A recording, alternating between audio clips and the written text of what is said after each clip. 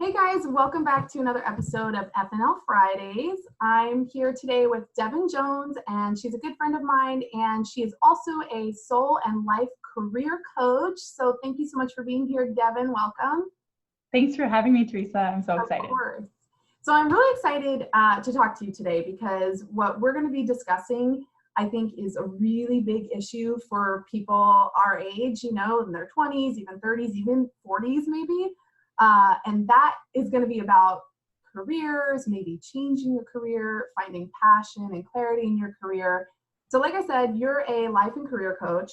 So why don't you tell us just a little bit about what exactly that is and kind of how you got into that? Definitely. So I actually had a really cool experience when I was in college. I got to go to Stanford University, and at that school, there's an incredible course called the Life Design course. It's called Designing Your Life. And there's actually a school all around life design, which is essentially the concept of applying design thinking or human-centered design to problems of life. Like, what am I going to do with my life? And it was the coolest class I ever got to take. And I actually got to be a TA for the class. And I got really close with the professor. He's still a mentor of mine today. They wrote a book called Designing Your Life. Oh, wow. And it really just launched me on this journey. It twisted the conversation for me. It turned it back to me because I feel like all my life and all of education is formulated for, like, what are you going to be one day? Looking outside of yourself. Mm-hmm. And this was the first class that had you look at who you are inside. And I look at your soul. They didn't use that word, but that's what I think we were really doing. Sure. What are your values? What lights you up? What breaks your heart? What are your strengths? And so we kind of tapped into each of these different things. And I went from being like a completely stressed out college senior who was completely lost to feeling really empowered. And like I was going to be able to design my way forward. And I was going to have lots of different experiments with my life and a lot of different types of careers. That class really just was a paradigm shift for me in realizing that career can be fun, and the journey of figuring out what you want to do can be a really fun experiment that you get to do with your life, because it's too much pressure at the age of 17 when you're choosing a major, right? Or when you're graduating from college, like you don't know what you're going to do for the rest of your life.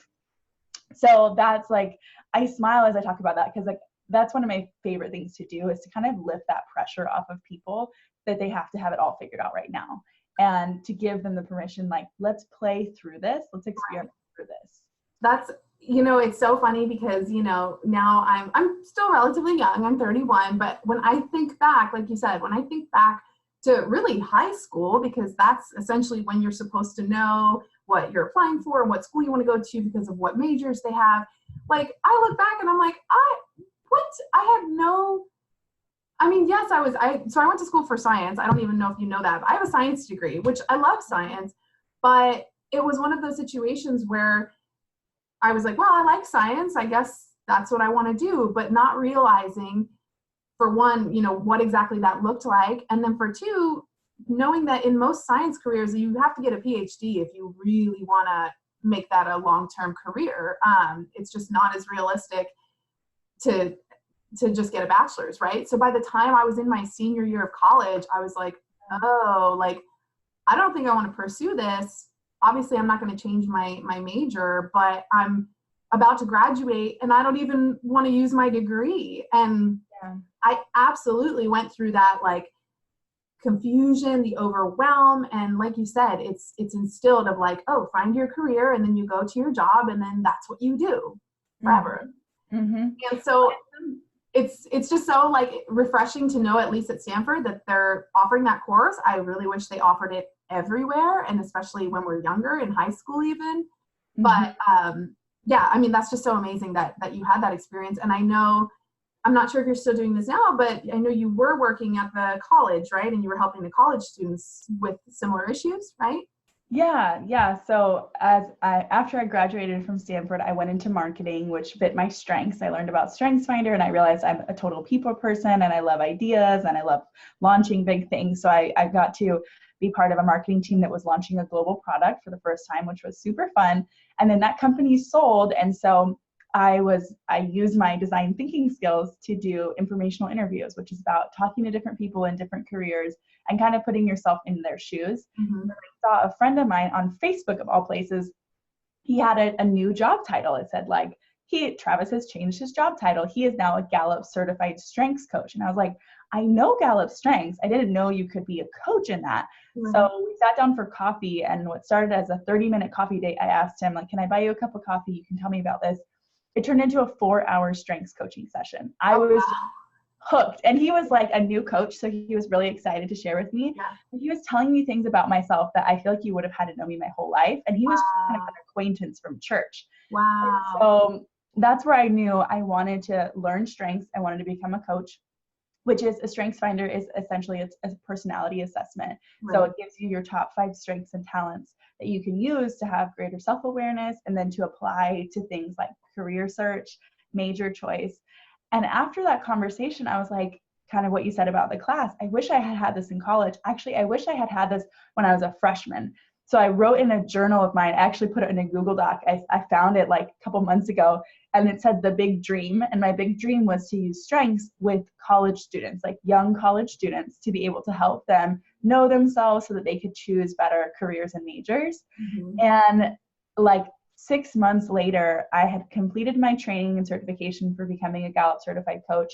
And my friend told me about this really cool university here in San Diego, which is a strengths university. So there are colleges where every single student, so every freshman coming in takes Strengths Finder, and then I got hired as a coach there. And so they would all sit down with me, and I could tell them, this is what makes you come alive. These are your natural gifts and talents.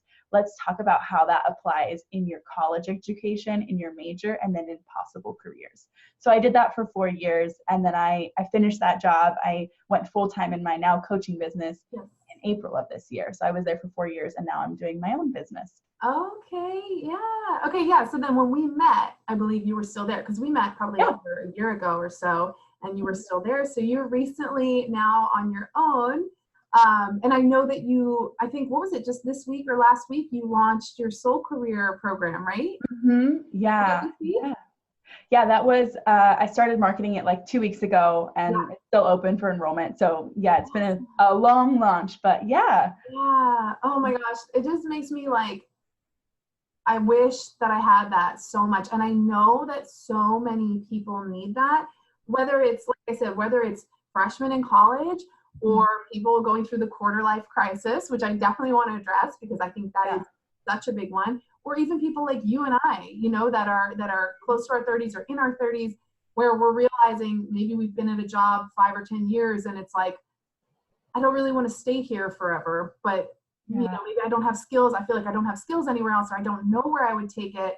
So why don't you tell me a little bit about if you've dealt with people, that are maybe in their early mid-20s that are going through the quarter life crisis, and what your experience with that has been.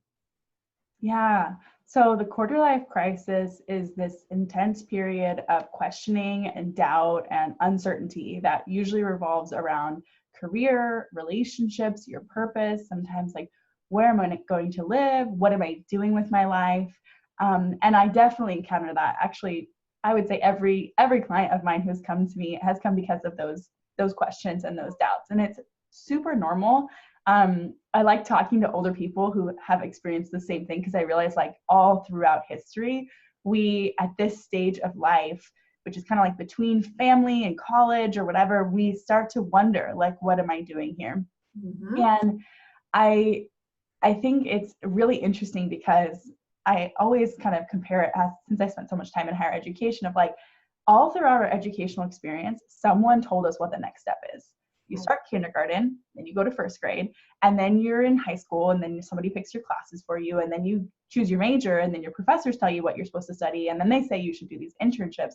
And all along the way, there's been another person who's really kind of told us what to do. Even like the sports you chose probably were somewhat determined, and the activities you did were somewhat determined by your parents. And then we jump off the diving board from college into the real world, quote unquote, and it's all up to us, which is like this beautiful invitation and a great responsibility and opportunity. But also, if we haven't really developed that self-efficacy, the understanding of ourselves, if we haven't developed confidence in our decision-making, we can feel really lost, really confused. Such a good point. I never even thought about it, of just like you said, we've always had people telling us what to do. Like literally this is the first time I'm making that connection of like, that makes sense. Like once you graduate college, it's like, oh, you're an adult now, figure it out, you know? Totally. So overwhelming. Yeah. And I have a lot of people who come to me with the decision fatigue or analysis paralysis of like, there's so many, I usually work with very ambitious women who have lots of ideas and lots of interests. Right. So it's not usually for lack of like ideas of what they could do with their life. Sometimes it's overwhelm of so many options, which is really a great privilege. Like if you have a lot of options, it means that you have education, you live in a place that probably has lots of jobs, right. But that opportunity can become like a burden at the same time. So I work a lot with women in that space. I work only with women in my coaching business. In kind of reframing like this challenge as an opportunity, and to make it a fun process of thinking about all of your different options and then ways to kind of prototype or test, to use design thinking language, with informational interviews, with job shadows, with going to networking events, other things that could help you take it from the idea concept into the action stage. Right. I'm a big action person. Yeah. So it's like, okay, you might think it would be cool to be a human rights lawyer. Have you ever met a human rights lawyer? Have you ever talked about what that world or that life is like with somebody who does that job?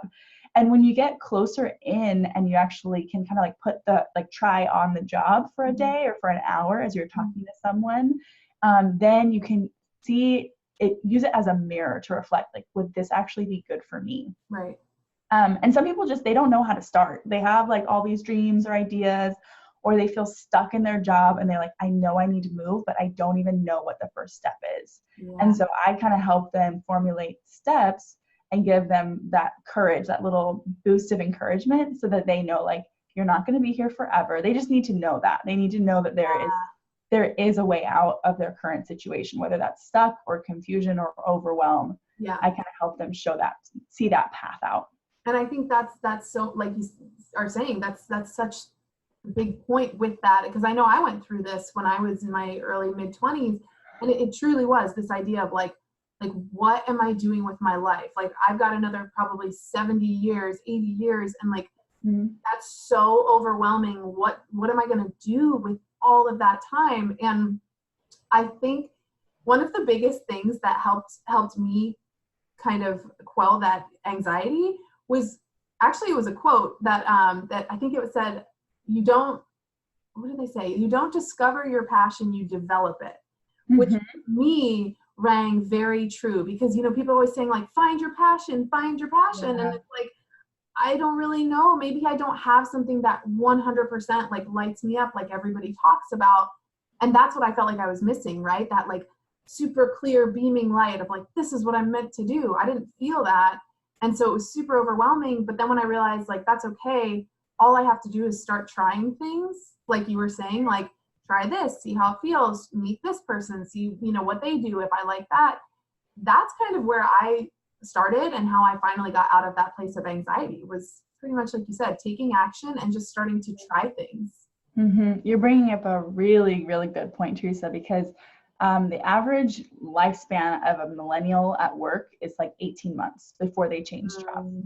And I had conversations with that same professor of mine who's a mentor about this, because I think something happens around that 18-month mark that can make or break us going into expertise. And what I mean by that is, like, when I was about 18 months into my coaching job at the university, I started to feel kind of like bored. I felt like, okay, maybe my time here is up. But I didn't realize that I was just on the edge of becoming an even better coach. Like, I needed to push through that boredom or whatever was kind of in the way. And you can actually feel so much more joy and passion when you become an expert with something.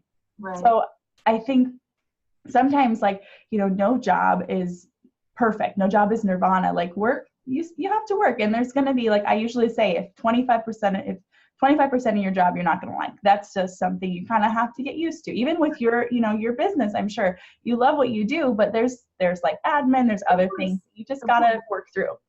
So with that, I think sometimes the passion comes from the skill that you've developed, because it feels good to be really good at something.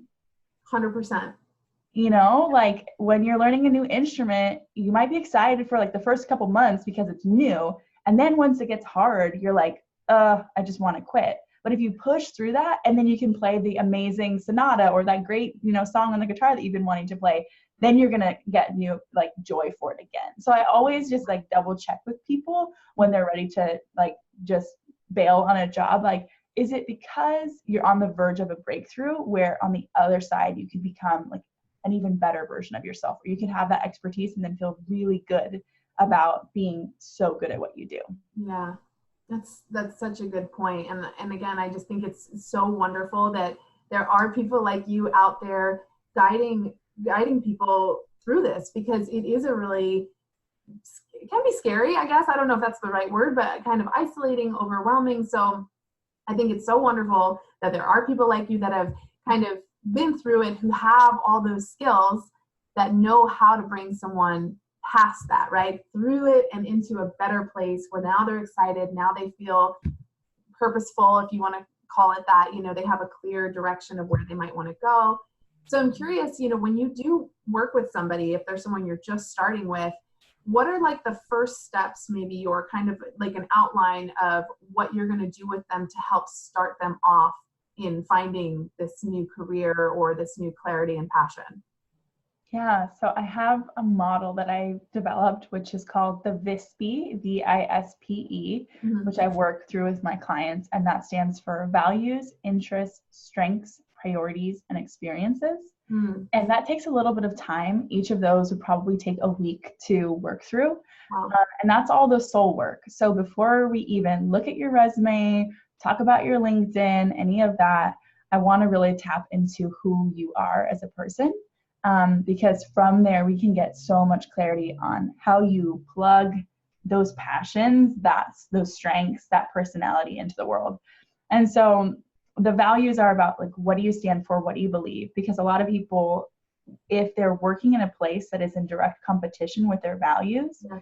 say for instance, like you really value sustainability, but you work in an industry that's very wasteful, or you really value people, but the place you work is all about just profit and just driving the dollar. Right. That's going to create like a dissonance within you. So we look at your values, your interests, like kind of just the things you like to learn about, the things you listen to podcasts, read books about, because that can be a clue as well. Your strengths is your natural personality and talents, which is another one that can become really tamped down, or even like our light can become dimmed. I see this a lot when women will tell me like, I feel like I've lost my spark. And that usually is because if we don't get to use our strengths at work, it's much more likely that the strengths will diminish. When we do get to use our strengths, it's like a muscle, like, and you have to develop your muscles. If you just never worked out again, they would just atrophy, right? And so same thing with your strengths. When you're in a place that values if you're an analytical thinker, or they value your bubbly personality, like that part of you is going to be able to show up at work, and you're going to feel like you can bring your whole self.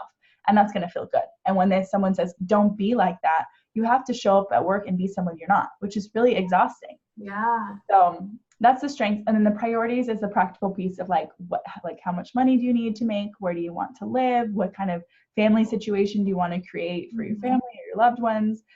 So that's important to look at too, because, if you want to make a certain dollar amount, that's going to affect the kinds of jobs that you get. Sure. And finally, the experience. What is your background, or your knowledge, your expertise, your skill set that someone would pay you for, or that you could start a business in? That's a really, practical piece of like, if someone's trying to hire a marketing director, you might need to have some marketing experience in your background. Or let's get internships or other ways to build up that experience so you're now prepared and ready to go for that job. Yeah. So that's the model that I use. And it's not a 1, 2, 3 steps. It's a lengthy process. Sure. But it's because we're trying not to just jump to the next job. We're trying to create like a sustainable, really soulful decision. Yeah. And I found that, so I've worked with, I think 3 life coaches actually in the past. And I have found that every single time, granted, it wasn't, well, some of it was career related. Yeah. More of it was like relationships and just personal. But I have found that every time after I talked with them and we had kind of sorted through, the resistance or the discomfort or the anxiety that I was feeling, and just started mapping things out, right? And starting to establish a plan, every single time I felt like a million times better. And it sounds like that's exactly what you're doing, obviously in a very in-depth way. But I already know that whoever you're working with, whoever you're doing this with, I already know 100% that I'm sure every single one of them, after you start going through those things, they already feel loads better. Even if they haven't, started that career or found it yet, just having an idea of like, okay, what is a step I can take? Like, where am I actually going? Because I think that's the overwhelming part, is just not knowing any of it. It's not about necessarily landing the job. It's about like, what job am I even trying to get? Or like, what step in life am I even trying to get to? I love that you cover all of those different areas. And it's not just like, what job do you want? It's like, what are you good at? What's your background? What kind of life are you trying to design for yourself? Because it really all does go hand in hand for a long-term happy life, in my opinion. You're totally right. There was a research study that was done by Gallup, the same one that developed strengths, and they asked millions of people all around the world, lots of languages, cultures, backgrounds, everything, like what creates a good life, and they found 5 elements of well-being. There's a book about it. It's called Well-Being. It's really good. And the elements are purpose, physical, financial, social, and community. And they're all intertwined. And they found only 7% of the global population is thriving in all of those. Wow. But the one that is like really the linchpin for all of them is the purpose piece. Because if you don't feel like you're waking up to do something like that matters with your days, if you don't feel like you have a deeper purpose for your life, it's hard to take care of your body. It's hard to have good relationships. So I see in the work that I do, we for sure work on your career, but then it affects the other pieces, because if you feel like you're making a difference with your life matters, you feel like you get to do something that makes you happy, then you can show up in your friendships, in your spouse, in your relationship with your spouse. It's totally holistic. I would agree. Yeah. I mean, absolutely. I agree with that. Because at least again, in my experience, when I did move through that, I felt like I was less stressed. So I was a better partner, you know what I mean? And I was able to enjoy time with my friends instead of maybe being jealous that they had jobs they liked and I didn't, or you know what I mean? It was like everything was more enjoyable because I felt more certainty with my life. Yeah, it's true. I want people to be able to say what they do with pride, and it's not about the titles or being like to impress anybody, but it's like to really, one of the things I have every single client do is you have to have a personal definition of success. Because the world and social media and everybody else and maybe your parents, like there's a lot of other definitions that can come in and create confusion. Like somebody said, when you're 5 years old, the best thing to be is a doctor. And that's like somewhere in your subconscious, and if you haven't done that, we have to clear that out, because at the end of the day, I think the people in our lives want us to be happy more than anything. And we're so busy trying to like satisfy everyone else's expectations of us that we don't know what we even truly want. Yeah. So say somebody wasn't maybe quite ready to switch careers yet, or leave their job or something like that. Do you have one simple piece of advice to help them in their current career, right? Like maybe they know that it's not for them, but they're not ready to switch. So what's like one thing or one mentality that they could adopt to hopefully instantly make some sort of change where they're currently at? I love that you asked this question, because I think it's so important to practice this even before we're ready to leave. Sure. Which is a daily gratitude practice. I hear that all the time. It's everywhere, right? Yeah, it's just to have a job. If you have a job, that even is a privilege. Very true. To be able to bring money home. I'm sad when I hear people who have like a terrible boss, or if they just absolutely hate their jobs. Like I know that is really painful and really sucks, and that of course you want to get out of that situation. But if there is no escaping at the moment, or if you know that this is what you have to do for some reason or another, when you sit in that gratitude, it can kind of alleviate the pressure that you feel, right? And like it can help you look up and away from just your job as the only thing in your life, right? Spending time being grateful for the roof over your head, the food on your table, the friends that you have, all of that can put things into perspective, because it's like when you're sick, like if you have a job you hate, it's kind of the only thing that you think about. Yeah. It's always there. And so if we can direct our attention to some other things that we're grateful for, and even like trying to be grateful for the job, even if we don't like it, then that can help to not feel like it's completely consuming you. And the other thing I'd say is like, be grateful in anticipation. This kind of like manifestation, right? Be grateful for the job that's coming for you. Already taking the posture of like, I'm so glad that very soon I'm going to have a better job. Like just believing that, because that's where if your energy is directed towards that, it's going to come into your life. Yeah. And you know, it's funny that you say that, because now you probably know better than I do if this is actually true, but I have heard that just anticipating something we're excited about can actually evoke like the same hormones and emotions as actually experiencing it, right? So if you're looking forward to like date night, date night can make you feel just as happy as being on a date. Now, is that true, or is that like correct? Well, I've heard it in terms of going on vacations. Okay. Like I was reading something, I don't remember where it was, where I read it, but it can be it's like the best use of your money, because you anticipate the vacation, you experience the vacation, and then you have memories of the vacation. So I think you're onto something, you know, because it's like, it's in our minds about this thing that's happening. And I see that even as I start coaching my clients, when they start feeling hopeful about their future, when they start feeling like new opportunities are coming their way, their days at work suck less, because they're like, I'm going to be here forever. Like there's a way out. Devin's helping me. We're going to, you know, figure this out. And so it's just like, hopefulness is so important. And I think gratitude creates that hopefulness. Yeah, such a good point. So, okay, so correct me if I'm wrong, but right now it sounds like the Soul Career is your next big project, right? I know it's already started, but tell us a little bit more about, you know, what's next with that, or kind of where you're trying to take things with that. Yeah, thanks. So the Soul Career is my first group coaching program. And it's because I was doing career coaching with all these women, and I was finding some of the same questions, doubts, and patterns. And I'm a huge fan of group programs. I've done 3 of them because I love like doing it in community, when we feel like I'm not alone in this confusion. I'm not alone in this process. It can be really helpful. So I wanted to bring us all together. It's 12 weeks long, where we work through 12 different concepts in soulful and strategic career decision making. And it's group like calls, I have guest mentors, all the good things that people can see on my website. But yeah, that starts next Monday. So September 9th, enrollment is, I mean, this is going up in October, but the course, I'm going to do it. I think I'm going to do it twice a year. Okay. And so between like 10 to 15 women each cohort, and it's for people who are confused about their career, wanting to move on, but they need a little support to get there. So like you mentioned, at the time this is going to air, this will be in October, so we'll have already started, but that's really great to know that, well, of course, anybody can reach out to you anytime, but that you do plan on doing it again. So I'm super excited to know how the first round goes.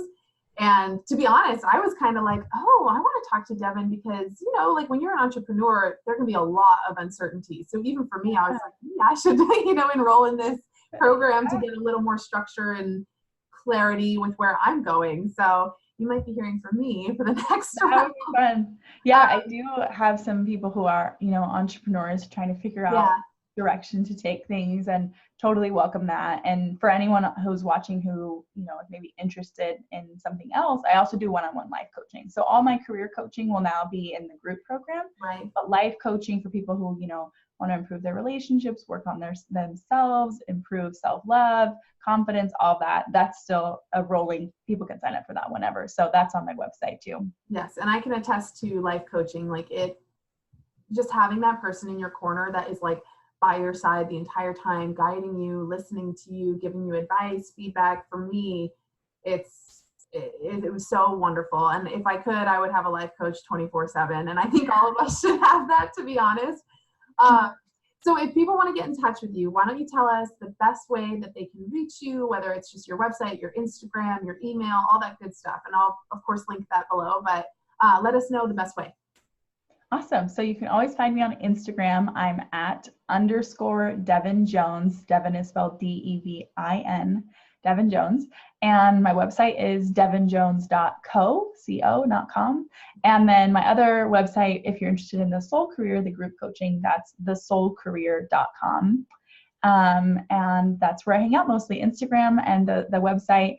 And I also offer free 30-minute clarity calls for anyone who's interested in either program. I love to, connect voice to voice before we enroll in anything. So I love having those clarity calls, and you can find that on my website as well. So that's a way that somebody could basically kind of get to know you and have a mini trial of working with you, or what it might be like, with no strings attached. Exactly. Yeah.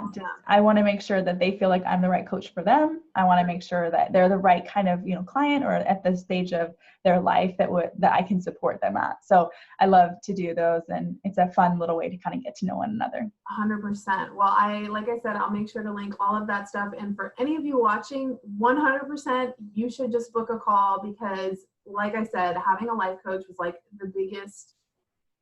it was such a huge help for me. It made me feel so much better. So if you're struggling with anything, if you're feeling alone or overwhelmed, like 100%, I think it's worth doing. And of course, it's just a taste, so you can try it out and see. And I'm sure you can offer some advice just from that call, to get someone started.